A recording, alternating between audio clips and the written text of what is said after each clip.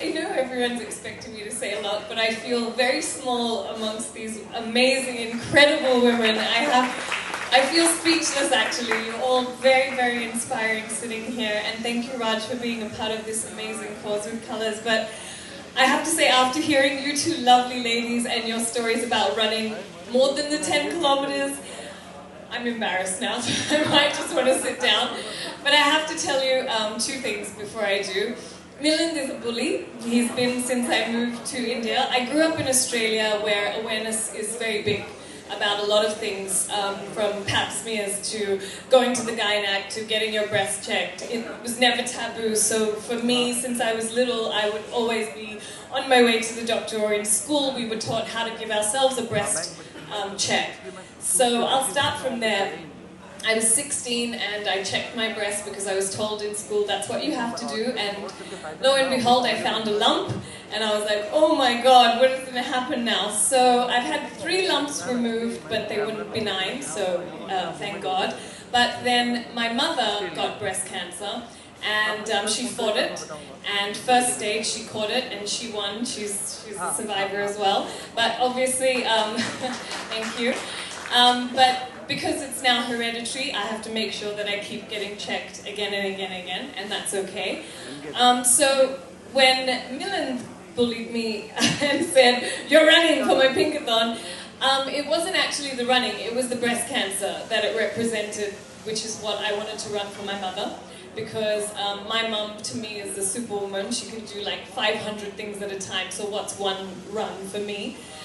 And I can't lie, I didn't want to tell him, but I was in LA and the Pinkathon was in like a week and I had to fly back, and he said, I hope you haven't forgotten, and I was like, no, I've been training this whole time.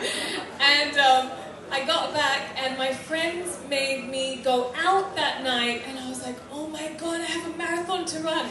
So no training, no sleep, I hadn't eaten, and the worst way to exercise, by the way. Please do not take any of my advice of what I'm giving you. I'm just saying that he's a bully, so I have to be there. And I'm stretching and I'm looking like I'm really ready for this. And Millen's like, so you're good? And he said, everyone's been training for the last 40 days. And I'm like, oh my god, I've never ran 10 kilometers in my life. I don't know what I'm going to do. And then he puts me right in the center at the start line. There are 5 girls here, 5 girls there, all barefoot. Proper athletic runners, and I'm like, oh my god, so I'm posing, because I don't know what else to do. I'm posing for the camera saying, forget it, let's distract people. And they're all giving me these looks like, oh, this girl is going to be useless.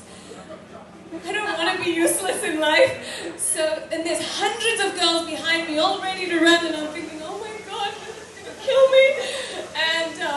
And suddenly it goes off. And you know what? I said to myself, okay, let's just do this for my mom. What would she do? She would just get through it, right? So I ran my ass off. We're not allowed to use this on TV, but I can use it here, because I really did. And I just kept running, and now I have a very short attention span, so I can get distracted easily, so I just kept trying to focus the whole time. And then, you know, they show you those signs, right? You know, 5 kilometers, this, that. So they trick you in the end. They don't say 1 kilometer, they say 1,000 meters. Now I read it as 100. So I got so excited, I was like, 100 meters to go. I started sprinting. And then I realized, oh my god, that said 1,000. Now you can't stop because your legs are going to give way, especially if you're not a runner like Milind. So I ran the whole 1,000 meters all the way to the finish line. And I have to say, I came 13th that day. and no training, no nothing. And I'll run this year because I haven't run after that. But I will run this year. Now I'll do 21, yes, let's do it. But I'm just so proud. Milind has been an amazing friend, and like everybody knows, he's so inspiring. When he ran 100 kilometers, I was tired just watching him on the television.